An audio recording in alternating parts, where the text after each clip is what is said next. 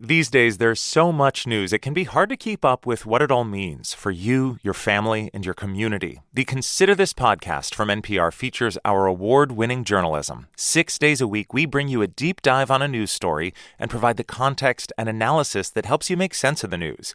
We get behind the headlines. We get to the truth. Listen to the Consider This podcast from NPR. 5 decades ago, Seattle's own Jimi Hendrix took the stage at Woodstock to close out the biggest and most influential music festival of the time. The Folk Rock Music Festival, which brought 350,000 people to a rural area 2 hours from New York City, finally ended at dawn's early light. But while the music is over, the aftertaste lingers on. And in the years since Woodstock became the hallmark of counterculture, music festivals have turned into big business. Coachella 2025 is officially underway. Hundreds of thousands of fans are streaming into Chicago this weekend with cash and cards in hand. But this rite of passage for many young people is now on shaky financial ground, and its future could be in trouble. First Golden Sky, no more. A major country music festival backing out. The highly anticipated Outlaw Music Festival canceled. The Pitchfork Music Festival will not be returning to Chicago in 2025. I'm Monica Nicholsberg. I'm Lucy Suchek, in for Joshua McNichols. And this is Booming, a podcast about the economic forces shaping our lives here in the Pacific Northwest. The mid-2000s saw a music festival boom. By the end of the decade, there were more than 1,000 in the U.S. But the party might be over, thanks to economic trends that are changing the culture for all of us. Over the past few years, dozens of smaller festivals have been canceled, and even the biggest ones are showing some signs of demand softening. Today, why is it so hard for this generation of music festivals to find their rhythm? That's coming up.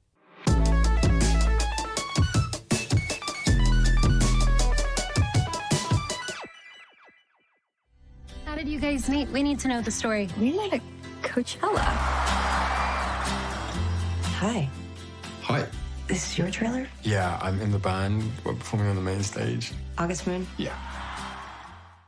So, Monica, we went on a field trip recently. We did. We got to pretend to be rock journalists, and we went to Thing Northwest, which is a festival out in Carnation, Washington. Yeah, I'd never been to Thing, but I know you've gone before.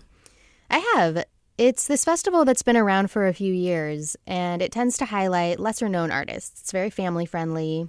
So to paint a little picture for listeners, it's on a farm, so we took a hayride over to the festival grounds from the parking lot. There's this huge grassy lawn with different vendors lining the edge, and there was even an amusement park for kids. It was really hot, like high 70s. People listening to this are not going to think that's hot. For me, it was really hot. It was direct sun. Yeah, so we kept hopping around to find the shade. But let's back up a second. There's a lot of summer music festivals here in the Pacific Northwest. So why did you pick Thing? Well, I think that a lot of people, myself included, have had this experience. There's a music festival that they love that seems really popular, and it just abruptly shuts down. I think for a lot of people around here, that's probably Sasquatch. It's happened to me a few times, but the one that hurts the most is this festival that I loved in Oregon called What the Festival. Interesting. I've never heard that one. It was small, but it was great. The other thing that often happens is ticket prices skyrocket, and then people just can't afford to go to their favorite festival anymore. Like, this is just one example, but Austin City Limits, I know their ticket prices have more than quadrupled since they got started. Wow. So I wanted to do a story on why the economics of this industry that so many people love seem to be so broken. And I picked Thing because they changed their model this year. When I went in the past, Thing was more of a traditional 3-day festival. But this year, they've moved to holding 4 single-day lineups on Saturdays throughout August. And each one features artists of kind of a different genre, like the indie-themed one that we went to. Yeah, there's this festival in Seattle called Day In, Day Out that was canceled for this year, and I've never gone, but I've always wanted to go. The reason for cancellation, they said, is that they want to refocus and regroup. It's very vague. It's hard to know what's driving that or what that even means, honestly. Yeah, Day In, Day Out was on my list too, but it seems so similar to Bumbershoot, which is coming up this weekend, that I'm not actually surprised it struggled to compete. I have heard some version of that phrase, like, we just need to regroup and rethink about what this all means to us, so many times when a festival that I love shuts down. And it's like mysterious. What does that actually mean? So we went to find some more concrete answers. Yeah. So we started by asking artists who are performing at these festivals what's going on. We got to talk with one of them at Thing. What was his take? Yeah, his name is Nick Carpenter, and his band is called Medium Build. What's up, Thing?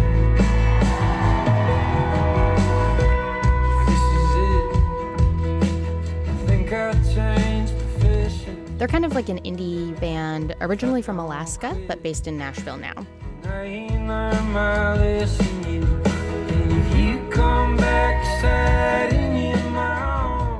Nick said that a big part of it comes down to the fees that artists charge to perform at these festivals.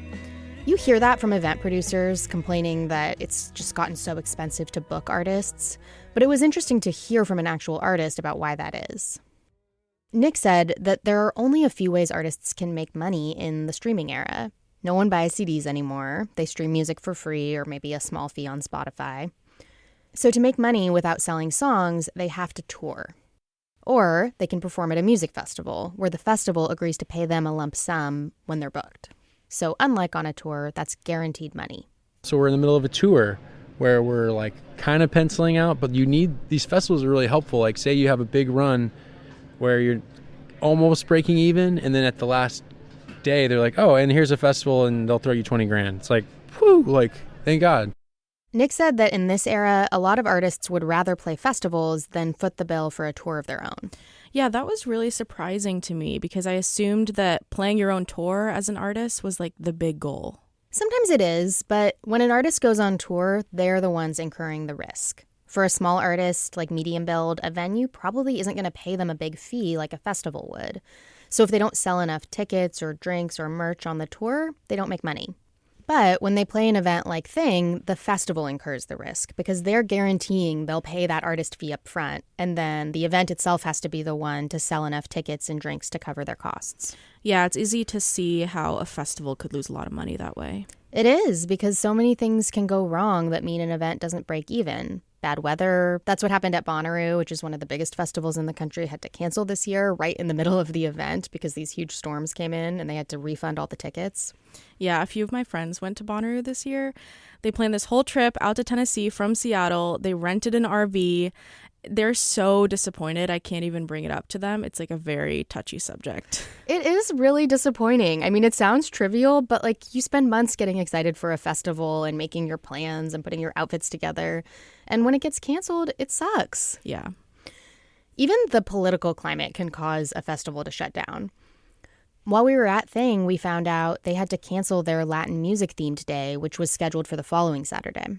The Latin programming director, Laura Vilches, said the anti-immigration climate suppressed ticket sales and made it hard to get visas for artists. It wasn't doing what we would normally expect to see for some of these artists who have performed sold-out shows at the Paramount, at the Neptune, at other venues in Seattle over the years. It was a very sad storm of events that happened. Luckily, one of the bands who was scheduled to perform on the Latin Music Day was able to come to the day that we went to instead. They're called Yaritza y su Esencia, and they're actually from Yakima.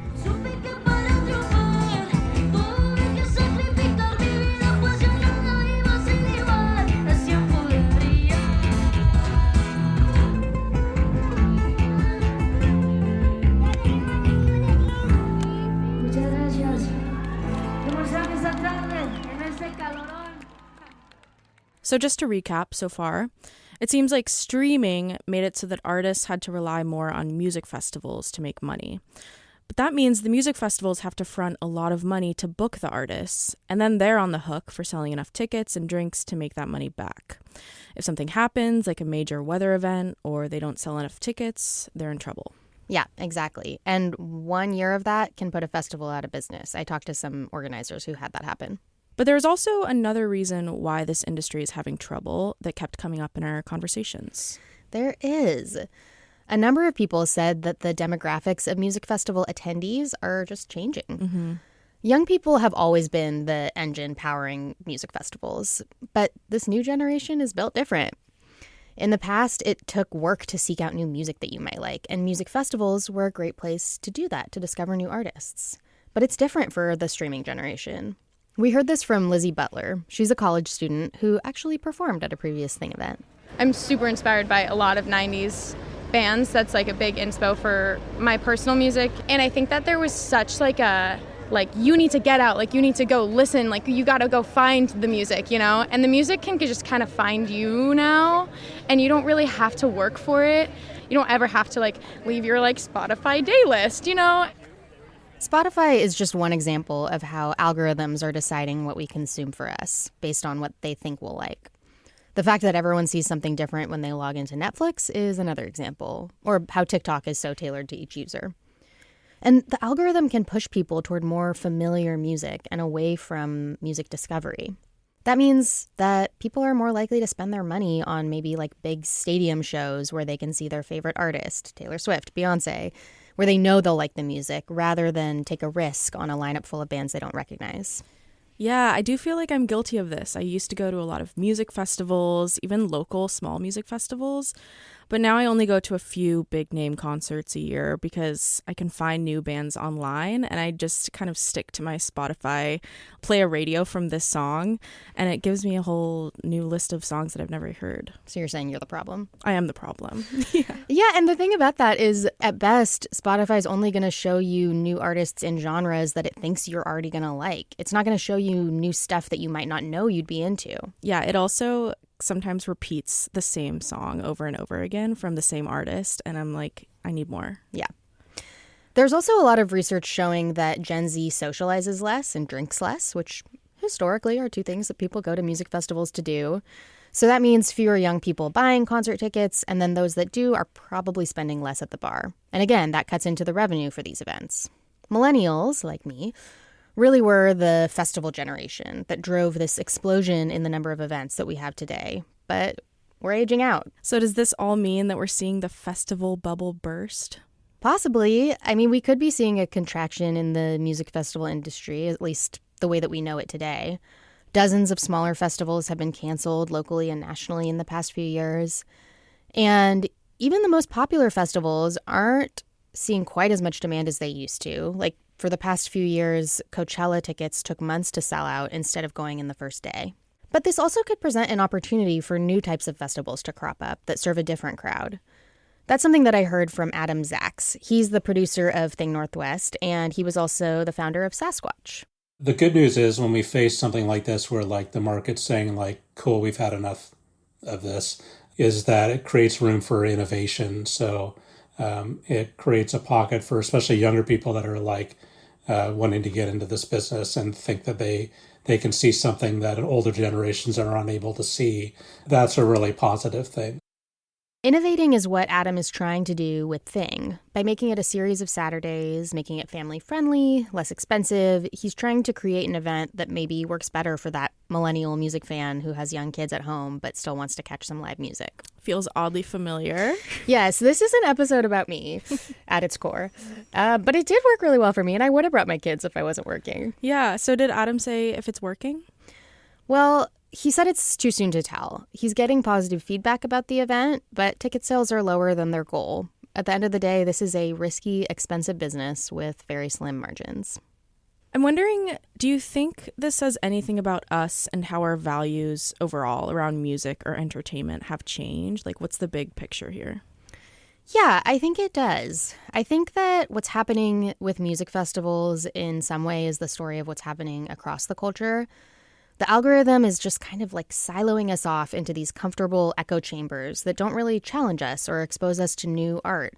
It's sort of the Marvel movie-ification of culture. And I think that the point of art is to challenge us, at least some of the time, to make us feel things and think about experiences that we didn't consider before. And there's another thing. In my teens and 20s, music festivals taught me something about the value of being part of a community of strangers who are bonded by a shared love of something. And, I wasn't raised with organized religion. I hadn't really experienced that before, and it really was kind of a rite of passage.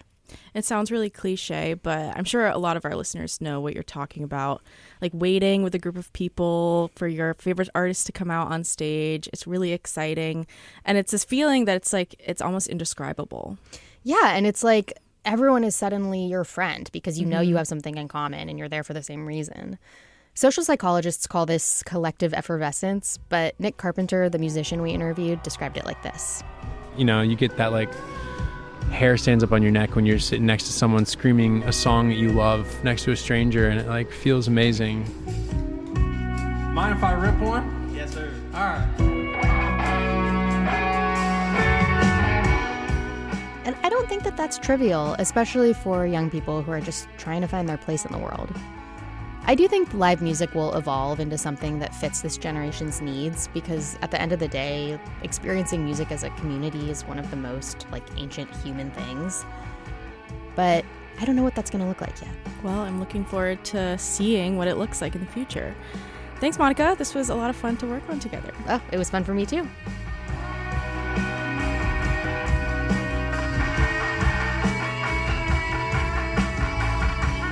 Coming up next, the end game.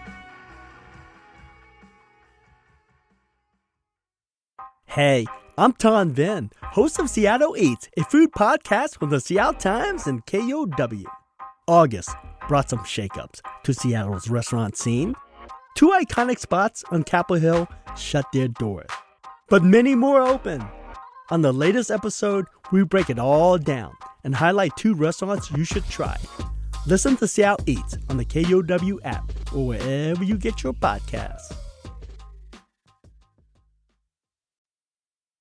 Welcome back to the end game. We're going to do a really fun one this time. I'm so excited. It's Name That Artist. So I'm going to play 3 songs and Lucy is going to play 3 songs, but they can only be songs that we've seen performed live. Mm-hmm. So should I go first? Or yeah, and we don't have to name the name of the song, just the artist. Yes, that was a request of yours. I think you would be able to name all of my songs, but I don't know if I'm going to be able to name all of yours because you have obscure indie taste. That's true. All of my songs are kind of obscure indie, except for the last one. So, all right. You can start. I'm going to start. Okay. Yo, I'll tell you what I want, what I really, really want. So tell me what you want, what you really, really want. I'll tell you what I want, what I really, really want. So tell me what you want, what you really, really want. I wanna really, really, really wanna zig a zig.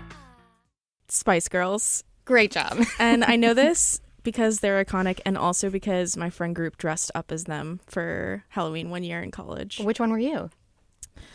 I don't know the names of them, but I was dressed in all black, so you were posh. I was posh. Yep. Spice. Very good. Yeah. You've got the hair for it. Thank you. I of course have also dressed up as the Spice Girls, probably as each one of them at various times in my life. The Spice Girls was my first ever concert. I was 5 years old, and we got to meet them. Wow! And it was the highlight of my young life. How did you get to meet them? My mom is an attorney, and she represented their head of security. Oh my God. Subtle flex there. I know. Well, I did design this episode. Okay. Are you ready for your first one? Yes.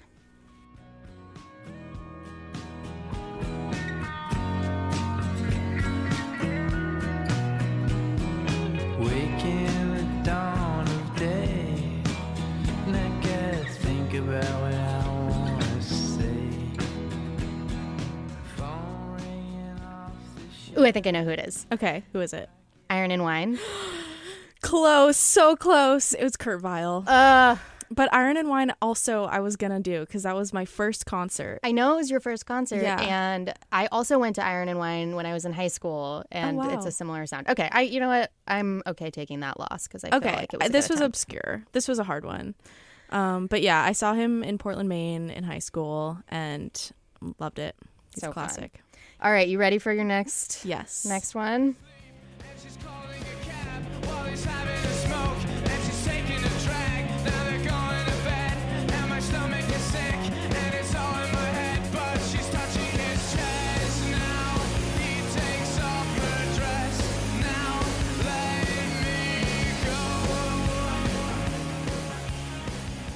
Obviously I know the song, but it's the name of the artist is escaping me right now. Okay, do you want me to play another one of their songs? Yes. Okay.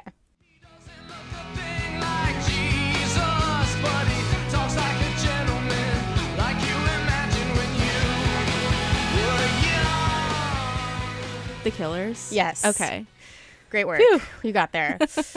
I saw The Killers. Actually, it's very appropriate for this episode. So my first ever music festival was Coachella in 2009. It's the only time I ever went. I'm from LA, so I went when I was a senior in high school, and they were headlining. And it really was what sparked my love of it. The event has changed a lot over the years, I hear, but it was so fun. It was the most fun I had ever had as a teenager, just being with all my friends. It was like I was about to go off to college, so we got to be a bit more independent. Yeah. And yeah, it was great. That sounds awesome. And seeing The Killers live is so awesome. So fun. Paul Simon also played. Wow. It was very fun. Star-studded concert there. Yes. Okay, your turn. Okay. I feel like I picked a little bit too obscure for you. Now I feel bad, but here's my number 2. I was trying so hard to be nice. Big about the leany, meany, money, mo, and flower. You're the chosen one.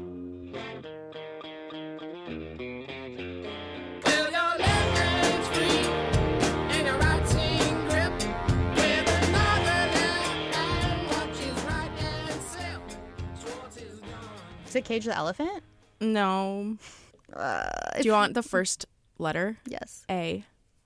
I don't know. Alt J. Oh. Alt J. Okay. All right. Yeah, this is Alt J. I saw them in Boston when I was in college. They are niche, but if you're in this indie crowd, I feel like they're pretty well known in the indie music scene.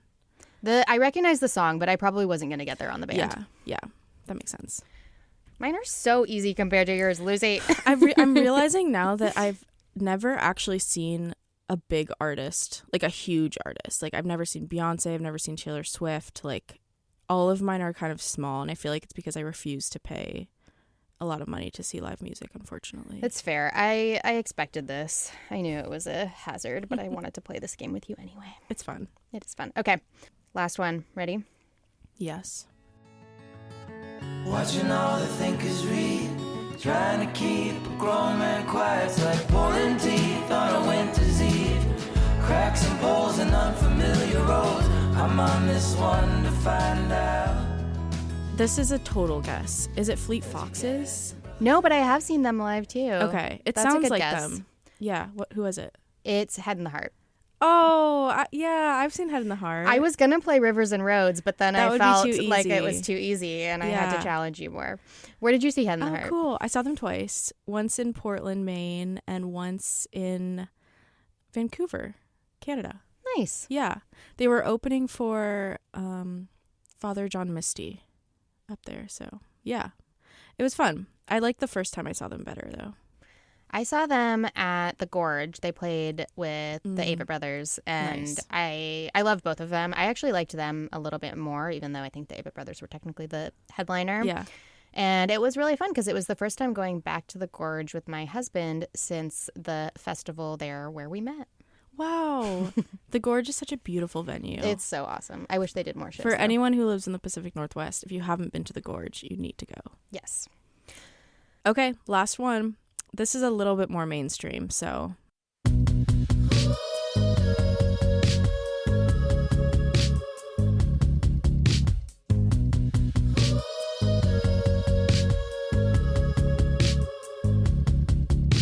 I'm diving deeper, deeper for you. Down to the bottom, 10,000 emerald pools. I definitely know the song. Isn't that the worst when you know the song, but the artist, you just can't think of the artist? The song's 10,000 Emerald Pools, right? Yes. Yeah. It starts with a B. I feel like I even have this song on many playlists. Yeah. But the Breeders? No. Borns. The Borns with a weird zero with the slash through it. Yes. Yes. Okay. Yeah, this one shows up on every Spotify day list I've ever had. So it's a good song. Yeah. Where did you see them? I saw them in college. They came to my campus, actually. So that was fun. It was Nice. our spring concert. Well, even though I didn't get any of them right, or did I get the first one right? Unfortunately, you got none of them I got right. none of them right. Even though I got none of them right, I still had fun playing with you. Thanks, Monica. I did too. That's it for Booming. Thanks so much for listening. If you have a question about the economy that you want us to answer, email us at booming@kuow.org. Or you can leave us a voicemail at 206-221-7158. And a big thanks to those of you donating to the show. We couldn't do it without you. If you want to donate, go to kuow.org/booming. And thanks. Our producer is Alec Cowan. Our editor is Carol Smith. I'm Lucy Suchak, in for Joshua McNichols. I'm Monica Nicholsberg, and we'll see you next time.